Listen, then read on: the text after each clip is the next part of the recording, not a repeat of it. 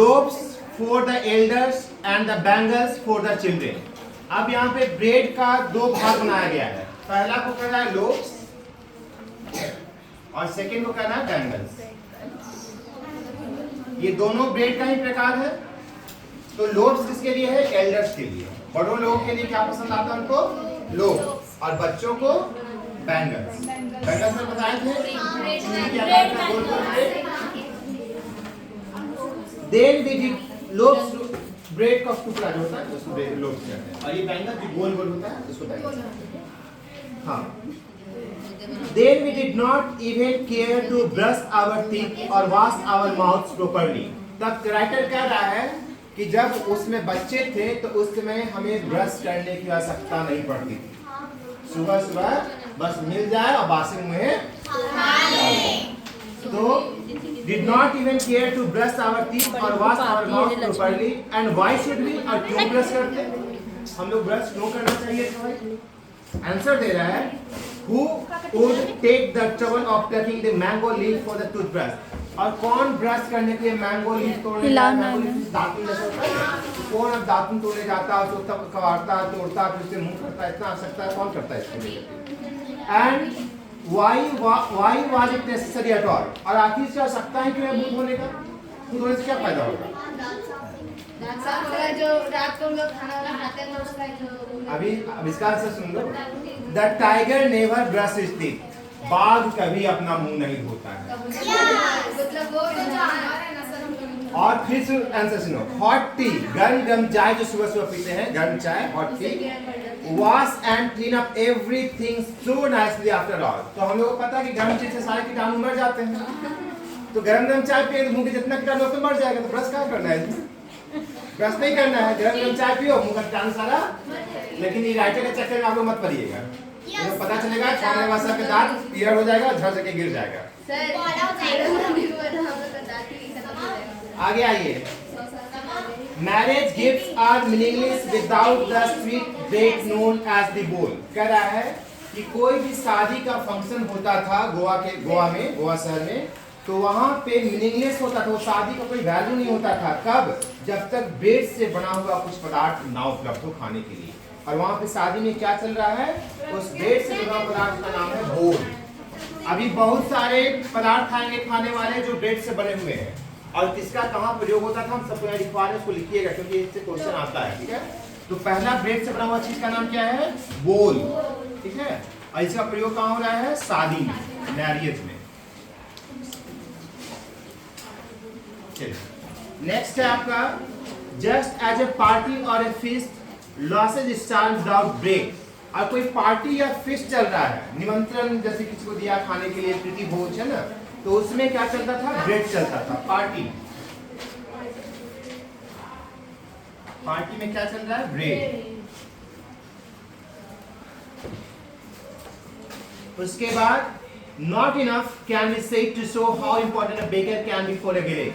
ये कहना बहुत ही मुश्किल नहीं है कि बेकर का हमारे समाज में कितना महत्वपूर्ण स्थान था।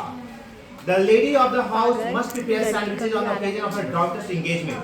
और यदि किसी बच्ची का, लड़की का एंगेजमेंट हो रहा हो, सगाई हो रहा हो, तो उस समय चलता था क्या? Sandwich.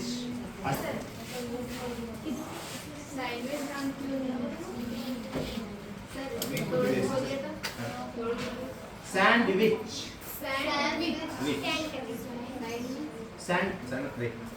on the occasion of her daughter's engagement। और ये कब खाया जाता था? डॉटर के एंगेजमेंट में परोसा जाता था। केक्स एंड बॉलिनास मस्ट फॉर क्रिसमस। और जब क्रिसमस मनाया जाता है तो ईसाई लोगों का, क्रिश्चियन लोगों का मेन फेस्टिवल क्या है? क्रिसमस। तो इसमें क्या खाया जा रहा है? केक्स एंड और क्या दिया?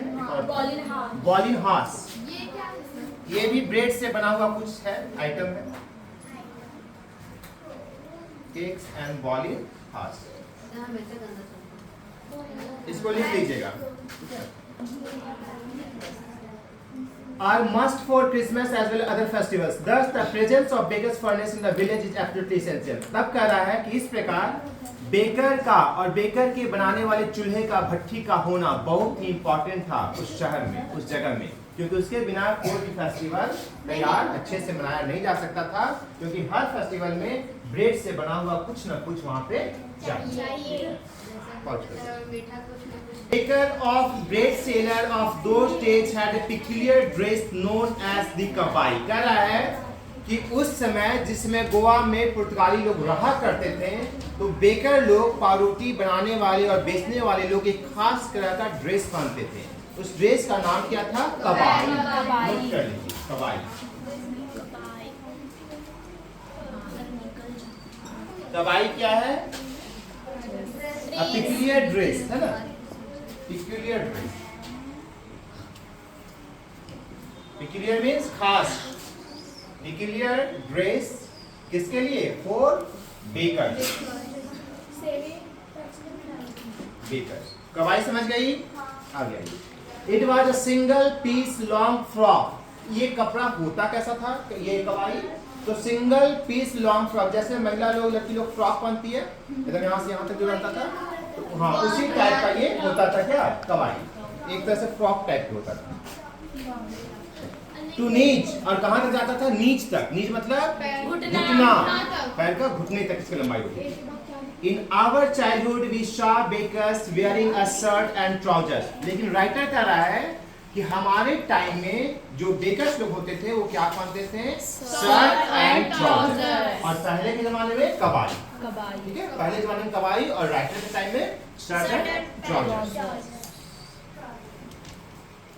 Shirt and trouser which were shorter than full length and once and longer than half pants। कह रहा है कि जो वो पहनते थे वो shorter than full pants, full length मतलब कि इतना, ये फुल लेंथ हुआ, यहाँ तक पैंट फुल लेंथ, तो इससे छोटा, इससे छोटा। और कह रहा है लॉन्गर देन हाफ पैंट, तो हाफ पैंट यहाँ तक होता है, तो इससे लंबा। इसका मतलब कि यहाँ तक टेहना से घुटना तक, इसको बरमुडा आजकल लोग करता है, Bermuda pant.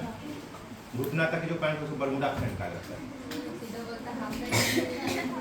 Even today, anyone who wears a half pant which reaches just below the knees invites the comment that he dressed like a pedant। और यहाँ तक कि अभी भी गोवा में कोई व्यक्ति अगर इस तरह का पैंट पहनता है यहाँ तक का, तो लोग उसको क्या करके पुकारते हैं? देखो देखो पेडर जा रहा है, देखो देखो पेडर जा रहा है। किसको?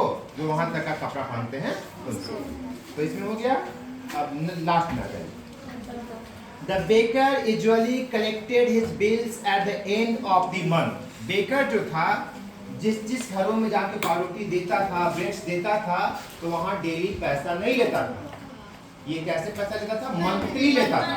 जैसे हमारे यहाँ दूध वाले आते हैं तो महीना के एक दिन पैसा देते हैं, पानी वाले आते हैं महीना का बिल करके देते हैं, तो उसी तरह पहले ब्रेड वाला जो घर में आके देने आता था, तो उसका लास्ट के मंथ में एक बार क्या होता था? बिलिंग होता था कि भैया एक महीना में आप इतना इतना ब्रेड दिए हैं, वो सब बिल बना के रखता था। आपका एक महीना का 500 रुपया, 300 रुपया, 200 रुपया इतना बिल। तो बेकर जो है बिल कब लेता था? महीना के शुरू में कि लास्ट में? लास्ट में। डेली? लास्ट में।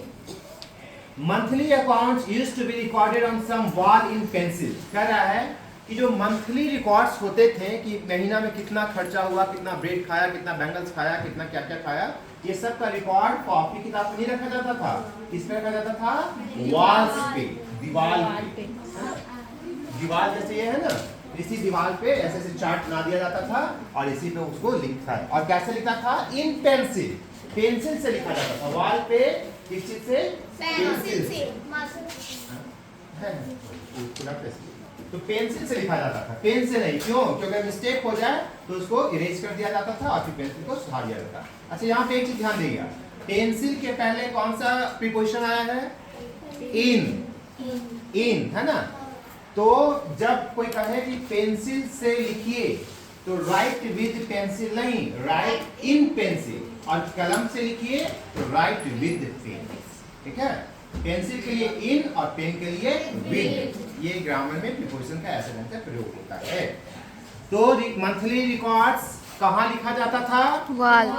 वॉल पे, दीवार पे। किस चीज से लिखा जाता था? इन पेंसिल। पेंसिल से लिखा जाता था। Baking was indeed a profitable profession in old days. पुराने समय में, पहले के समय में बेकिंग जो था, ब्रेड बनाने का प्रोफेशन, प्रोफेशन मींस जो उसका पेशा हुआ, जिस कार्य को, जैसे लोग डॉक्टर पढ़ाते, डॉक्टर इलाज करते, वो पेशा है। टीचर पढ़ा रहा है, पेशा है। कोई दुकान में सामान बेच रहा है, उसका पेशा है। बढ़ी अपना लकड़ी का सामान बना रहा है, पेशा है। तो हर पैसा किससे किया जाता है? पैसा कमाने के लिए।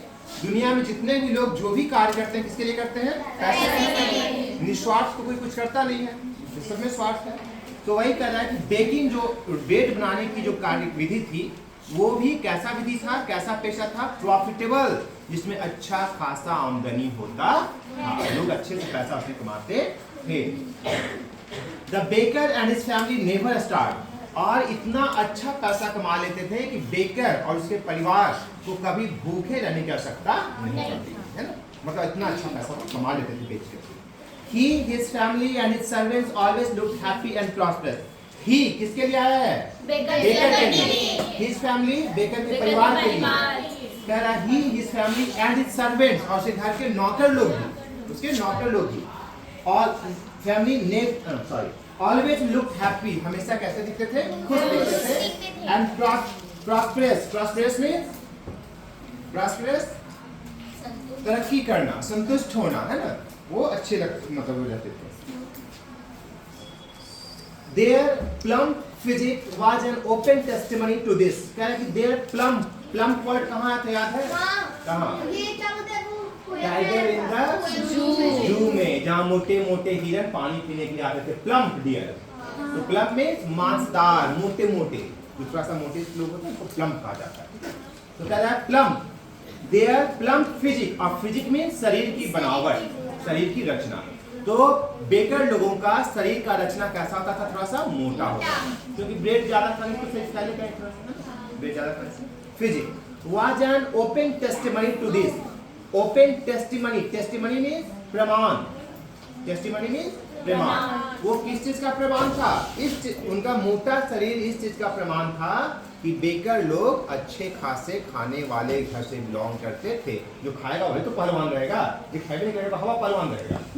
तो खाना, मोटा शरीर किसका पहचान है? खाने पीने वाले घर का पहचान। वैसे घर में खाने पीने का कोई कमी नहीं है। इवन टुडे, यहाँ तक कि आज भी, एनी पर्सन, कोई भी व्यक्ति with a jackfruit like physical appearance easily compared to a baker. आज भी गोवा के शहरों में, गोवा में कहता है कि कोई व्यक्ति जिसका शारीरिक संरचना जैकफ्रूट लाइक, मतलब कि कटहल के जैसा हो, मतलब काफी जो मोटा हो, है ना, कटहल की तरह हो। फिजिकल अपीयरेंस, जिसका शारीरिक बनावट, फिजिकल अपीयरेंस शारीरिक बनावट, is easily compare to baker, तो उनका तुलना किससे किया जाता है? बेकर से। आज भी गोवा में मोटे लोगों को क्या कहा जाता है? बेकर कहा जाता है। And in this way the story has been finished। ठीक है, आपका ये कहानी यहाँ पे